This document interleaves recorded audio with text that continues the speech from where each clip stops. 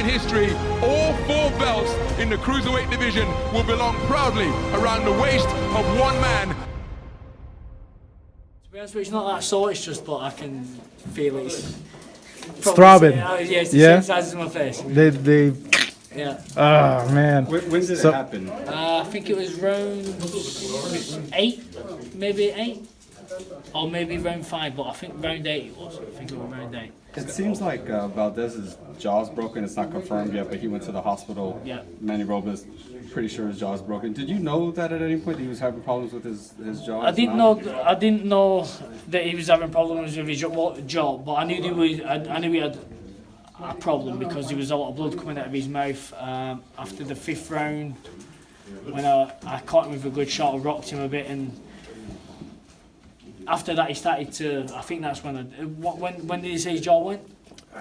Middle round, right? Right. 6. Oh yeah, 6th round. Yeah. Because then I knew something was up, but I didn't know it was his jaw because his mouth was bleeding. But then he started to box a bit and started to move a bit. But no, I didn't know it was jaw. But it shows the the character of the fighter, because I know what it's like to fight with a broken jaw, as I did against Frampton, and all credit to him for carrying on with it. Overall, what did you make of how you fought Oscar in their day?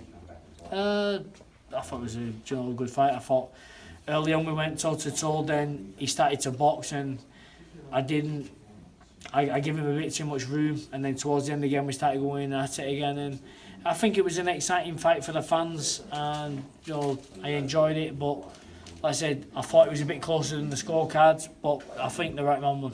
Scott, what did you think of Valdez's power? He's known as a puncher, but you took everything he had and never went down. He hits hard, but nothing really troubled me. He caught me, I think, after the low shot I caught with him in the 11th. He caught me with, I think it was a right hand, at just behind the back of the ear, which, dazed me for about a second or two. But other than that, he hits hard. You can't afford to get, complacent or anything. He does have power, but nothing that was devastatingly where I was like frightened to go forward or anything. Did you notice you were able to have more success when that jaw injury happened to him? Did you notice that you were able to have more success when that jaw injury happened to Valdez? Because the first 4 rounds, he came out really strong, and then you started coming.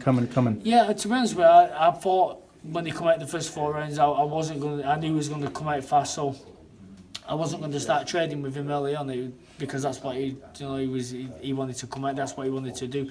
So I kept the pressure on, but I was doing a lot of blocking, moving, defending. To be honest, I was making him miss a lot and blocking his shots.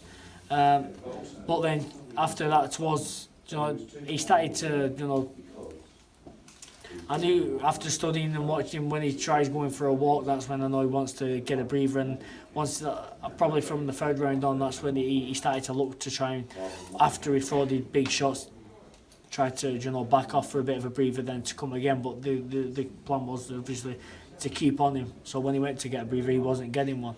I managed to do that, and then in the middle rounds, I think it was a couple of rounds, he got on his bike and he boxed well, and my feet was a bit slow keeping up with him, and I should have cut the ring off a bit more, but it was I hope the fans enjoyed it, and it was an exciting fight. Were your feet a bit slow because of the injury?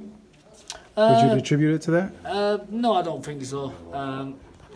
Maybe, but it wasn't. There was no pain in there, so I don't want to say that, but I might have been a bit more flat-footed because I was having to be a bit more flat-footed in the gym, after the injury. But other than that, no. How did it happen? Just probably the intensity of the work I was doing then. But when it went, I was skipping, and I just had a massive crack and couldn't. Tried to spar that day, couldn't. When I got it X-rayed straight away, and I fractured the 3rd metatarsal. So for about 4 days I couldn't put any pressure on it, but that's no excuse at all. Scott, what do you think that despite the amazing effort you put on tonight, that there's still some media and fans who are upset about you coming in overweight and they felt it affected the fight tonight? It's bollocks. Excuse my language. It's there's one thing about me, I don't cut corners. I tell you what, I could have pulled out the fight, and there would have been no fight. I tried everything to make the weight. I was on course to make the weight. I was, on the Thursday morning, I was 3 pounds over, which I was well on track. I did 4 sessions, and it just wouldn't budge.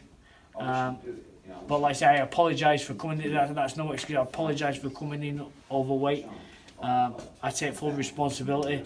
But anybody who wants to talk a lot of nonsense, it's, I rehydrated the same amount as I would as if I would have made 126. Okay, thank you. History, all 4 belts in the cruiserweight division will belong proudly around the waist of one man.